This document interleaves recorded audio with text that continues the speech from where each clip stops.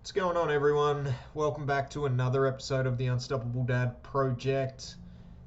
Before we get into it today, I just want to ask my regular two favors that I ask of you all. Number one, whatever podcast platform you're listening to, please make sure you are subscribed. That way you can get updated with any new episodes as soon as they drop. And by doing that, that helps us get in front of more people. If you're on Apple Podcasts, jump on there and just leave us a review because that'll help us climb up the charts and hopefully get some more people listening to this podcast. The other thing, a little bit of guerrilla marketing. Jump on and like us on the socials, The Unstoppable Dad Project on Facebook and at The Unstoppable Dad on Instagram, and share around any of our content that you think someone in your network might get some value from. So whether that be one of the posts or it just be the page in general or it be one of our podcast episodes, we are trying to put out a good amount of free content and hopefully valuable information that we hope you enjoy, and hopefully some of your friends or some people, some fellow dads that you know may get some value from it as well. So if you can do those two things for us, we are eternally grateful. Like we are eternally grateful for you for taking the time out of your day and listening to our little podcast that we have going on here. Now, this week, I hope everyone's having a good week. I really do. I always do. I always hope everybody's having a good week. But this last week for me personally has been a little bit of a shit show. I haven't got a whole lot done. I managed to squeeze out a podcast episode, the second part of our nutrition chat conversation. And, just get done what I need to get done. But we had one of our kids in hospital for a little bit of a respiratory thing, which he's perfectly fine now. He's running through things, jumping on things, being our normal energetic 2-year-old boy that he is. But it was obviously a little bit frightening whenever your kids go to hospital, and with the current state of COVID madness here in Australia, given that it was a respiratory virus, wasn't COVID, but it was a respiratory virus, that it obviously makes things a little bit more difficult. But due to that, and obviously we have two kids, if you're listening for the first time, we have two kids. Our daughter's 6, our son's 2. It was our son that was in hospital, so it meant that from the point of view of me having time, a lot of time got taken away because I had to do some of the running around that my wife usually does during the week. So I had to take our daughter to school, make sure she was looked after. So I lost a lot of time for, the peripheral things that I normally do. And some of that is training.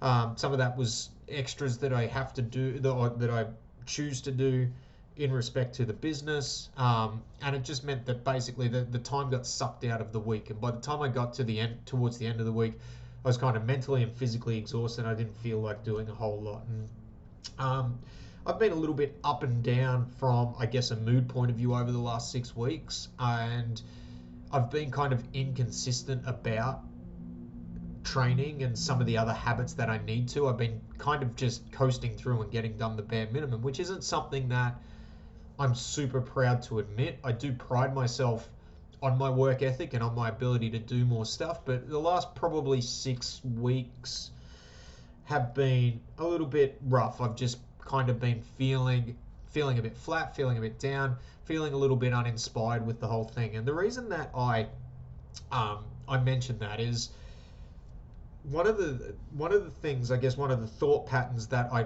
found myself falling back into, and this is something that's been reoccurring in my life and something that I tend to have to pull myself out of. And I'm sure that there are other people out there that do it. In fact, I know there are, because I've had to work with some people over this time, but we get kind of caught in these funks. And for me, I know a lot of the time, sometimes these funks can be brought around from inactivity and from me falling behind 1 week or 2 weeks and then getting caught in this overcritical loop of how do I catch up? You're kind of being a slack piece of shit. You need to get better, and like trying to and putting a lot of pressure on myself to correct things that have happened in the past. And we can talk about this in my experience with myself personally and with some of the people that I work with. You can talk about that on kind of a micro and a macro scale. So like for me, one of the things, like the last little while, the last month, have really been more about like the micro. So it's like things that have happened recently, and dwelling on that too much and trying to change things that have happened in the past. And it just, I get caught in this cycle, this loop where it just kind of spirals down and it spirals out of control. And then of course you have things that are outside of your control, like what we had last week with the kids, where it just impacts that. And it's like this compounding effect, and you kind of go into autopilot and get done just the bare minimum. But then also too, people deal with this on like the macro scale, so a bigger scale, so like a lifetime scale. And I've been guilty of it in the past, and I dip in and out of this, and I know a lot of people that I work with where we beat ourselves up and punish ourselves up for things that we've done in the past, which we simply just can't change now. And one of the concepts that I wanted to, I guess, put in front of people, and one of the things that I really needed to hear is when I kind of get caught in this loop, is sometimes you just need to draw a line in the sand and move forward. And I'll use the analogy because it's something that has obviously been a big part of my life. It's like a quarterback in American football. If he goes out there and he throws an intercept, and then he comes off to the sideline, and then he has to go back out there for that next series. And if he keeps dwelling on the fact that he threw an interception the last time and doesn't focus on what's in front of him and what's happening within the play of what he's engaged in right now, he's going to end up making another mistake. He's going to end up being sacked. He's going to end up throwing another interception. And what he needs to do is, they talk about having a short memory, and they talk about, just basically it's worry about the next play. You can't worry about the previous play. Now, that doesn't mean that quarterback who threw the interception, he doesn't go and he doesn't have a look at the play afterwards to see what he can learn from that. It means that then after he's done that and he's learned from it, he moves forward. He doesn't continue to beat himself up about it. And that's the difference between good and great, is the people who can look at what they've done, learn from their mistakes, and then move forward and not continually beat themselves up about it. And this is one of the things, and I guess one of the concepts, that when somebody identified some of the behaviors to me of this is what I was doing with in my life, and I'm beating myself up for previous mistakes I've made, previous mistakes around money, around certain things that have happened with friends, and and this kind of last 6 week period, for me it was more about like the macro, so it was recent events. It wasn't like previously on in my life.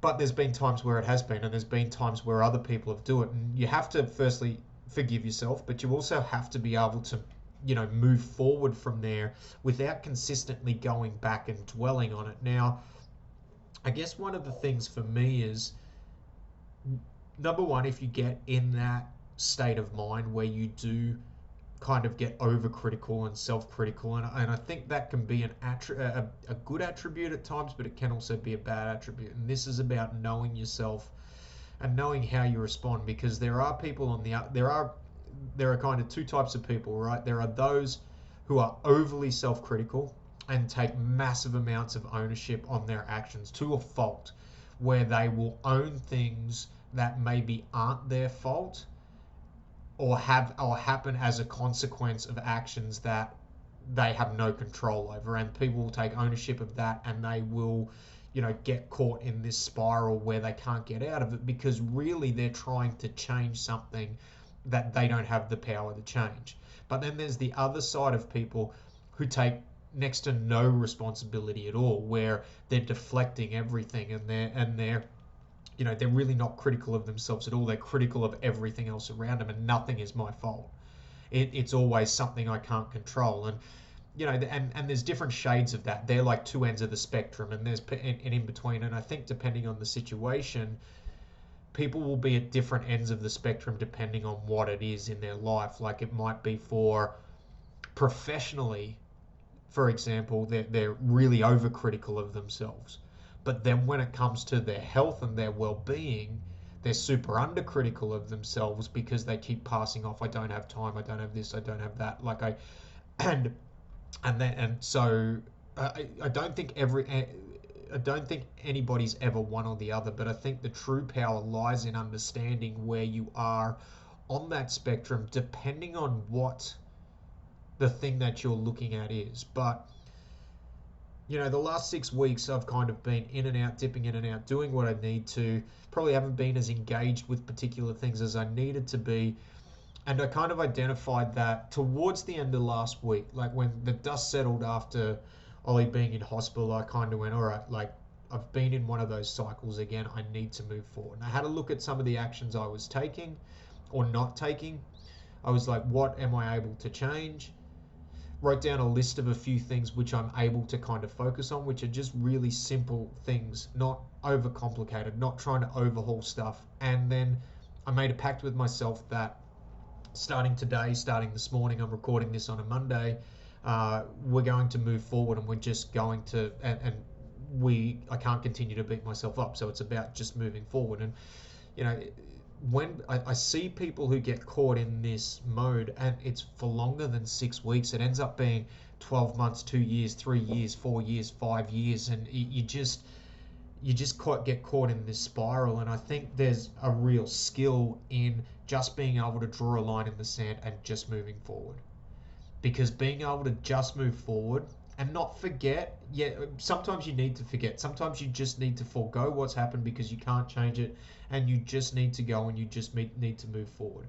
But taking the lesson in whatever the mistake was, and then trying to move, and then learning from that in a really quick, efficient manner, and then moving forward is one of the most valuable things. And I'll give you a really easy example that may apply to one particular thing. When it comes, like, a lot of dads, a lot of people, obviously, given what I do and given that we own a gym, come to me and they want help to change their physical appearance or their fitness, or and they want to just be happy with themselves. And I have a big belief that comes from being able to use your body in a way that you're happy with, and not constantly being in pain, and being just being happy with yourself. So one thing probably the first thing that I tell to a lot of people, and it doesn't matter whether I'm working with them remotely or working with them in-house, is aim to get 3 sessions a week done. And it's like, it seems overcomplicated, it seems oversimplified, I should say, not overcomplicated, but that's it. Just 3 sessions a week. That's it. Start off with that. Don't try and, if you can move every day, great. But and then with the movement every day, like we've spoken about that on previous podcasts, but if you can get 3 gym sessions in a week, or 3 structured training sessions in a week, and then you can do some stuff on the other days, go for hikes, walks, whatever, do that. And there's going to be weeks where you're going to struggle to get 3 sessions a week in, but somebody might get 3 sessions a week in for the first 4 weeks, and then all of a sudden they get sick, like life happens, there is a set of circumstances outside of their control, which means they can't get 3 in. They may miss the week completely, they may only get 1 in, they may only get 2 in, whatever, but they missed their goal for that week, and it's due to something they can't control. Now, just remember, I'm not talking about if there is something, if it's just sheer laziness or something as to the reason you missed. And this is where the power is in knowing yourself and knowing what is inside of your control and outside of it. But they miss it out, and then the next week they're like, I've got to try and get an extra session or 2 to try and make up, like for the next 4 weeks. So I missed a whole week. For the next 3 weeks, I'm going to do 4 sessions a week. They get 4 sessions a week done the next week because it's they get it done. The motivation's high. Things are cleared out a little bit. The week after, they only get 3. And then all of a sudden, I'm like, oh, shit, I've still got, that's okay. For the next 2 weeks, I'll get that 4 sessions done. I'll make it up. And then all of a sudden, the next week, they get 2 because something else pops up. So now all of a sudden we're rolling into this behavior where I'm trying to play catch up over and over and over again. And I think in one aspect of our lives or another, we've all probably been there where we've tried to do that. And what happens is you get caught in this hole where now all of a sudden, instead of only doing 3 weeks of 4 a week, now I've got to do 4 weeks, and now I've got to do 5 weeks and 6 weeks, and it keeps bumping out. And then all of a sudden, the thing that we have to do starts to become insurmountable. And then we start to get the shits around the things that we have to do. We start to get discouraged around it because we don't feel like we're getting any closer, because we're focusing on this thing where we're trying to play catch up. Whereas that week we missed, what we should have just done is had that short memory, and we should have just gone, right, next week I'm just back to my 3. And then all of a sudden I'm back to my 3. I'm back to my 3. Now, this is only for instances where you know it is outside of your control. You know that it is, and it's not a recurring behavior. Like if it's happening week in, week out, week in, week out, then maybe the goal needs to be reassessed, or maybe you need to change the actions that you're undertaking around it, or maybe the set of circumstances aren't right. There's a few different things that could happen, which are going to be specific to your individual circumstance. But I think as men that put too much pressure on yourself to try and do more stuff, sometimes you just need to learn to draw the line in the sand, have that short memory, and move on. And I know for me, over the course of the last 6 weeks, that's one thing that I've really, really been caught up in, is trying to play catch up, trying to make up for things that, and don't get me wrong, there are certain things that within that I made a mistake on, and I kind of dwelled on the mistake, and I dwelled on the fact that I made a mistake and didn't actually take any action to fix it.